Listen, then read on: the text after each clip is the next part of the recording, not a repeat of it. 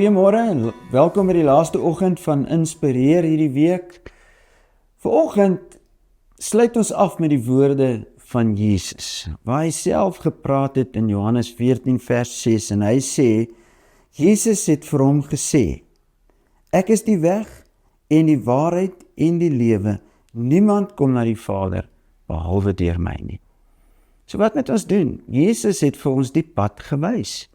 Al wat ons nodig het, is om te fokus op Jesus en dan mense saam met ons te neem, saam met ons te laat reis, want wanneer ons op 'n pad gaan, dan dink ek dadelik aan 'n padkaart. Jesus is ons padkaart. Wanneer ons reis op hierdie lewensreis van ons. So wanneer ek hom volg, gaan daar outomaties mense wees wat jou volg en kan sien iets van Christus leef ook in jou. So neem mense op hierdie lewensreis saam met Jesus. Hy is die weg, die waarheid en die lewe. Niemand kom na die Vader, behalwe deur Christus nie.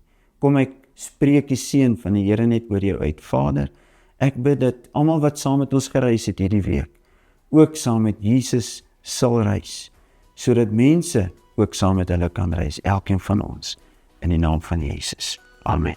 Mag jy geseënd wees, en ek hoop môre, Sondag, is ook vir jou 'n geseënde dag.